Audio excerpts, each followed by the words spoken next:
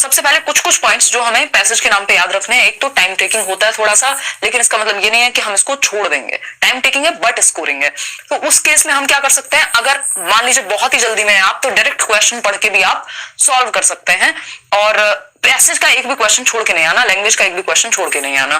फिर आता है सेकंड पॉइंट, ऑनलाइन रीडिंग। कई लोगों को ऑनलाइन रीडिंग की आदत नहीं होगी, बट आप ये कह सकते हो कि ऑनलाइन से थोड़ा सा इजी ही हुआ है पैसेज। अगर आप एक पॉइंट ऑफ व्यू से देखोगे, एक पर्सपेक्टिव से देखोगे, जैसा कि मैंने आपको अभी दिखाया था, जो सीटेट की वेबसाइट है मान लीजिए यहाँ पर, तो अब आपको पता है कि साथ में पूरा पैसेज आप ऐसे स्क्रॉल करके माउस के थ्रू देख पाएंगे। पहले ये नहीं होता था, पहले आपको पूरा पेज पलट के अगर अगले पेज पे क्वेश्चन है तो दिक्कत होती थी। तो ऑनलाइन को लेकर के इसको अच्छा ही मानना है कि हमें हेल्प ही करेगा। आपके सामने वहां क्वेश्चन है, वो क्वेश्चन पढ़ा और सीधा इस लाइन से जो भी क्वेश्चन में पूछा हुआ है, नीति धर्म की बात की है तो हम यहां से जाएंगे डायरेक्ट। पैसेज के रट्टे नहीं लगाने कि पहले हम पैसेज रट लेते हैं और बाद में क्वेश्चन सॉल्व करेंगे, इतना समय नहीं है हमारे पास। तो ऑनलाइन रीडिंग एक तरह से कह सकते हैं कि इजी बनाया है इसने, क्योंकि क्वेश्चन साथ में होता है। पहले क्या होता था, पैसेज एक पेज पे है और उसके क्वेश्चन अगले 2 पेजेस तक हैं। तो उस केस में आपको, अगर आप नेक्स्ट पेज पे क्वेश्चन सॉल्व करने जा रहे हैं तो फिर से पैसेज पलट पलट के देखते थे। यहाँ पैसेज आपके सामने होता है तो कुछ हद तक हेल्पफुल हो जाएगा।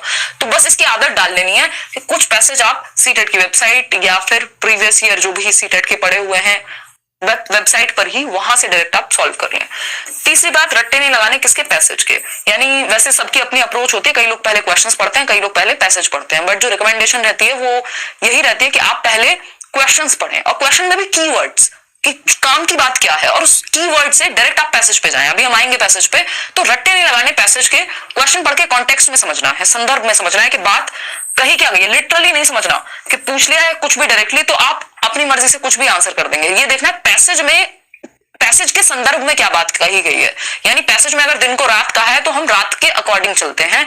तो पैसेज हमारे पास एक रेफरेंस पॉइंट है पैसेज, कि हम उस पद्यांश के माध्यम से, गद्यांश के माध्यम से, उस पोयम प्रोज जो भी हमारे सामने है उसके अकॉर्डिंग आंसर मार्क करते हैं, ना कि ऐसे के अपनी मर्जी से। तो पैसेज के कॉन्टेक्स्ट को समझना है, ठीक है। अभी आप पोल में भी आंसर कर पाएंगे। अभी एक पैसेज हम लोग सॉल्व करेंगे, और वीडियो देखकर आपका लास्ट टाइम ही, मैम आपका वीडियो देखकर लास्ट टाइम मुझे सीटेट में 103 आया था, मैं डीएलएड फर्स्ट ईयर में थी, तो क्या फिर से एग्जाम देना होगा मुझे? रिप्लाई, कोई दिक्कत नहीं है सना, कोई दिक्कत नहीं। वहां पे ऐसा लिखा नहीं होता था, बस ईयर मेंशन होता था कि इस ईयर में आप पास कर रहे हो, ठीक।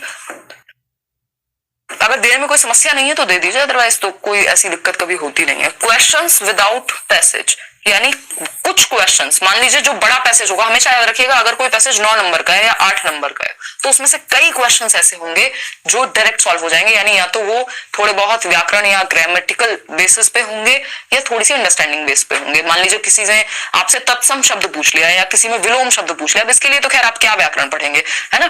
तो उसमें या संज्ञा सर्वनाम कुछ ऐसा पूछ लिया तो वो आप डायरेक्ट क्वेश्चंस के थ्रू भी सॉल्व कर सकते हैं।